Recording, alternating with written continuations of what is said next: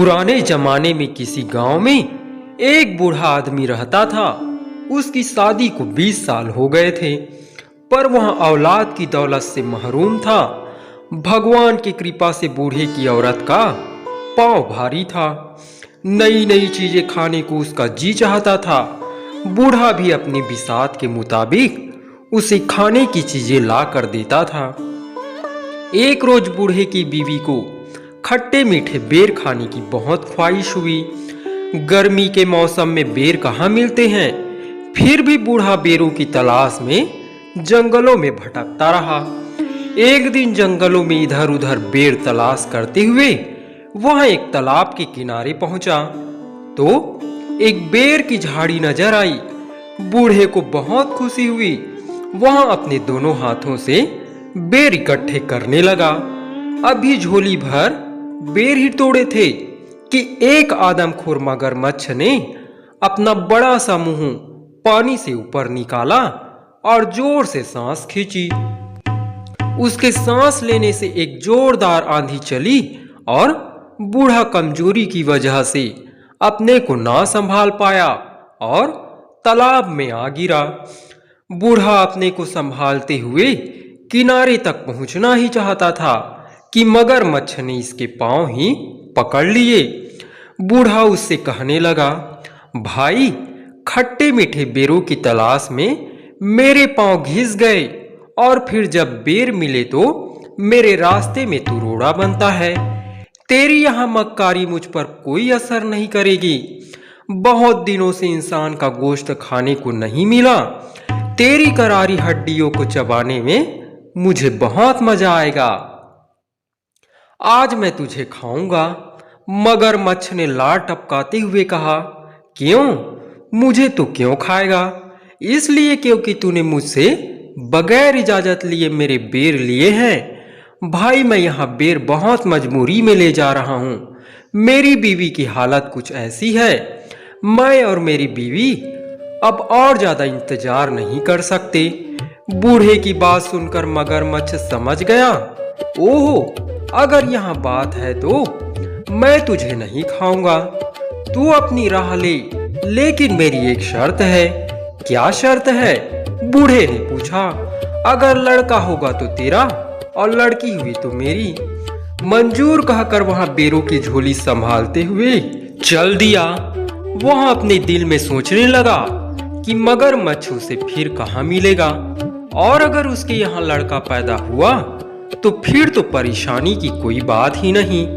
बूढ़ा अपनी बीवी की आव भगत में कोई कमी नहीं करता था। दिन पर लगाकर उड़ते रहे और एक दिन बूढ़े के घर एक खूबसूरत और बहुत तंदुरुस्त लड़की पैदा हुई। बच्ची को देखकर उसे मगरमच्छ की बात याद आई तो वह कांप उठा। लड़की का रंग गुलाब के फूल की तरह था। उसकी आंखें हीरो की तरह चमकदार थी। वह परियों की तरह हसीन और मासूम थी। ऐसी मन्नतों और मुरादों की लड़की मगरमच्छ के पेट में जाए, यह सोचकर बूढ़ा दुख से कांपने लगा। उसने सोचा कि अब वह कभी तालाब के किनारे नहीं जाएगा। बारिश का मौसम आया और नदी में बाढ़ आ गई। मगरमच्छ पानी में बहकर तालाब से निकलकर खेत में आ गया। अब उसे आसानी से शिकार मिलने लगा। एक दिन बूढ़ा खेत से सब्जी तोड़कर ला रहा था तो रास्ते में मगरमच्छ ने उसे रोककर सवाल किया, क्यों बे बुड्ढे, मुझसे छुपता क्यों है? तू मुझसे छुपकर कहाँ भागेगा? सीधी तरह बता, तेरे यहाँ लड़की हुई या लड़का? लड़की हुई है, बूढ़े ने सहमी हुई आवाज में कहा। तो फिर वह मेरी है। मेरी अमानत को अब तक तूने अपने पास क्यों रखा है? क्या तू अमानत में खयानात करना चाहता है? इतनी छोटी बच्ची को तुझे कैसे दे दूं? बूढ़े ने कहा, 14 साल पहले तूने मुझसे वादा किया था। क्या वहां अब भी बच्ची है? तू बाप की नजर से देखता है, वहां अगर बूढ़ी भी हो जाएगी तब भी वहां बच्ची ही रहेगी। तू मुझे अब और बेवकूफ नहीं बना सकता। मैं तुझे चैन से रहने नहीं दूंगा।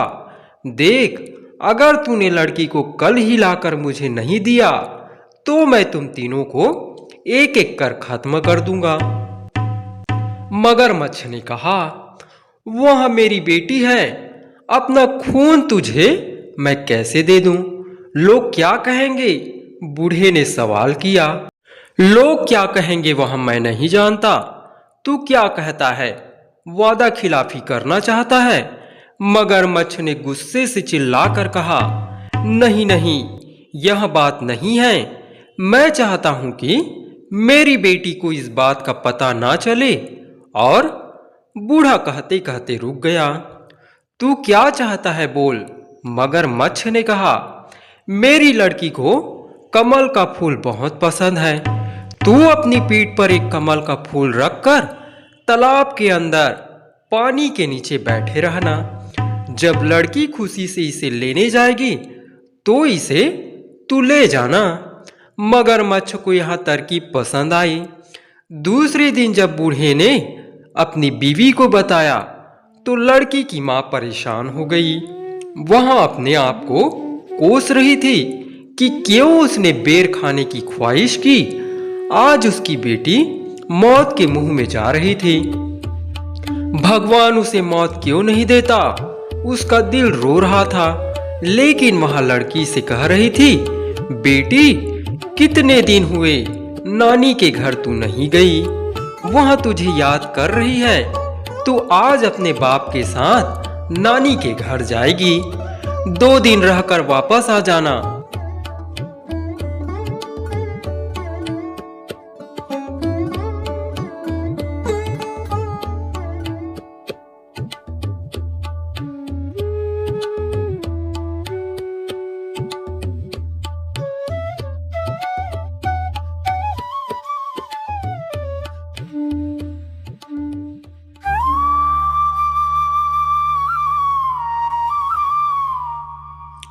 ननिहाल जाने की बात सुनकर बेटी को खुशी हुई।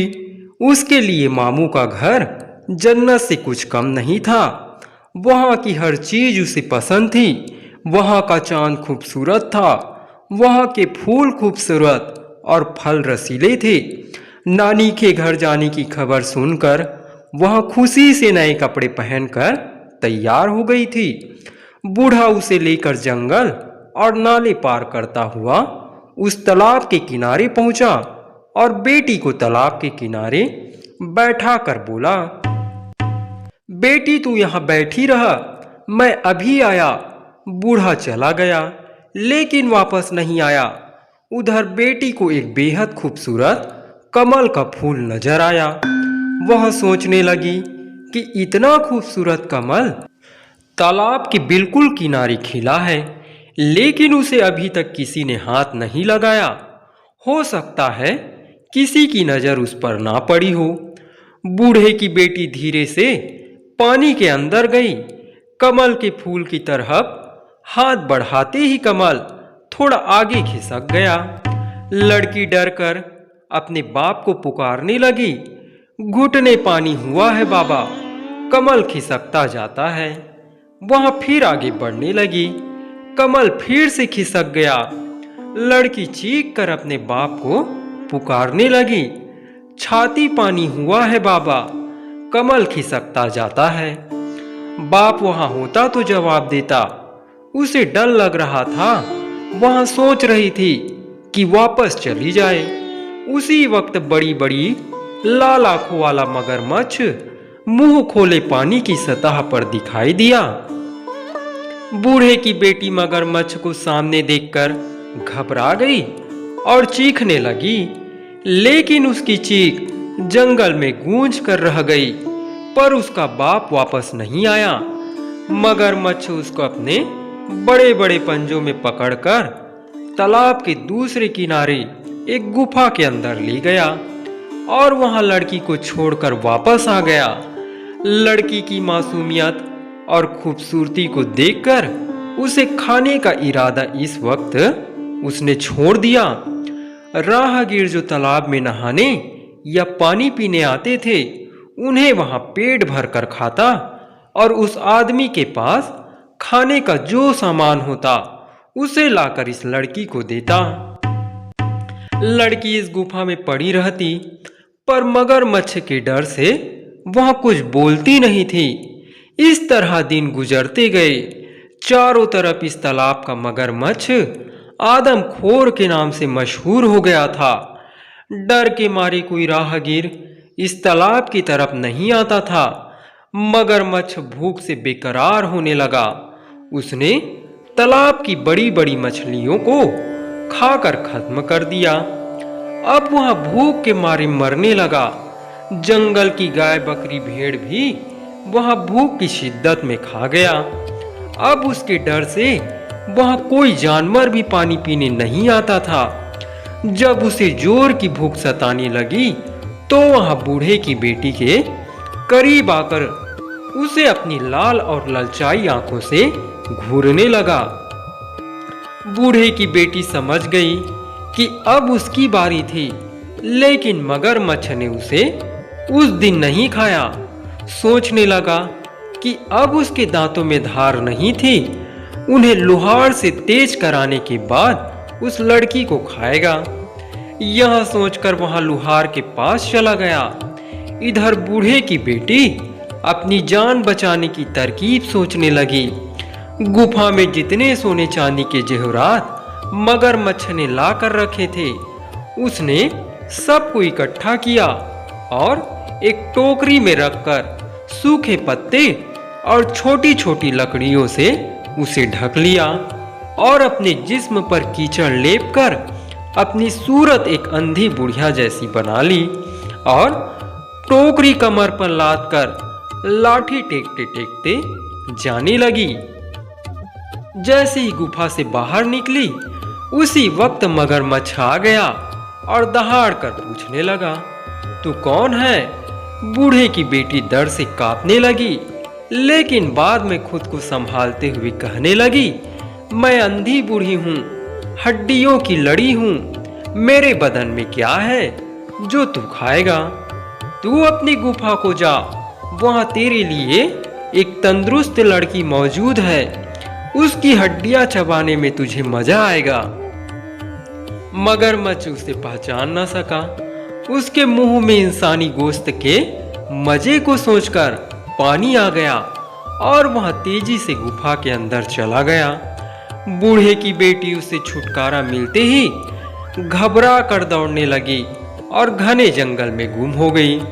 वह सोच रही थी कि जिस माँ बाप ने उसे धोखा देकर मगरमच्छ के हवाले कर दिया, वह उनके पास नहीं जाएगी। वह यही कुछ सोचते हुए घने जंगल में चली जा रही थी कि उसे शेर की गरज सुनाई दी। उसका दिल जोर जोर से धड़कने लगा। वह खौफ के मारे इधर उधर छुपने की जगह ढूंढने लगी। इतनी देर में एक हाथी के बराबर ऊंचा और बड़ा शेर उसके सामने आ गया। डर के मारे वह सामने एक बड़े बरगद के दरखत के तने से चिपट गई और रो रो कर मजबूरन दरखत से दरख्वास्त करने लगी, ऐ दरखत, तू फट जा, मैं तुझ में समा जाऊं और तू बंद हो जा। यह सुनते ही दरखत सचमुच फट गया और वहां उसके अंदर चली गई और दरखत बंद हो गया। एक दिन एक राजकुमार शिकार करने के लिए उसी जंगल में आया। वह दातून के लिए एक शांख काटने लगा कि उसके कानों में ये आवाज आई, राजकुमार धीरे काट, कहीं मेरी आंख फूट न जाए, मेरी नाक कट न जाए, मेरा हाथ टूट न जाए। यह सुरीली आवाज सुनकर राजकुमार को हैरत हुई और वह दातून लिए बगैर राजमहल वापस चला आया। वह रात भर उसी जादुई दरखत के बारे में सोचता रहा। राजमहल में राजकुमार की शादी की तैयारियां हो रही थी। ज्योतिषी और पुरोहित राजकुमार को समझा रहे थे, लेकिन राजकुमार की बस एक ही जिद थी कि वह उसी दरखत से शादी करेगा। अगर उसकी शादी उस दरखत से नहीं हुई तो वह अपनी जान दे देगा। राजकुमार राजा की इकलौती औलाद था। उसकी नज़र में शादी की अहमियत बेटे की जिंदगी से कम ही थी। इसलिए राजकुमार की ख्वाहिश पूरी की गई। उसी दरखत के साथ उसकी शादी की रस्म अदा की गई। राजकुमार ने उस दरखत को वहां से उखाड़कर अपने महल के पास बाग में लगवा लिया। बूढ़े की बेटी रात गए दरखत से निकलती और महल के अंदर जाकर सब काम पूरे करती और सुबह होते ही वापस दरखत के अंदर चली जाती। एक रोज राजकुमार ने छुपकर बूढ़े की बेटी के ये सब काम देखे। दूसरे दिन जब बूढ़े की बेटी दरखत से निकलकर महल के अंदर गई तो राजकुमार ने उस दरखत को आग लगाकर भस्म कर दिया। बूढ़े की बेटी दौड़ती हुई आई और बोली, आह, तुमने यहाँ क्या किया? इस पर राजकुमार ने कहा, इतना बड़ा महल है, तुम इसमें रह सकती हो, इस खूबसूरत बाग में घूम सकती हो, बेवजह इस दरखत के अंधेरे में क्यों सड़ती रहती हो? और फिर मैं तुमसे बेइंतहा मोहब्बत करता हूँ। मैंने तुम्हें अपनी रानी बना लिया है, मैं तुम्हारे बिना जी ना सकूंगा। लड़की तो सिर्फ मोहब्बत की भूखी थी। लड़की को लगा कि जैसे सारे जहां की खुशी उसे मिल गई हो। उस दिन के बाद दोनों राजमहल में हंसी खुशी रहने लगे।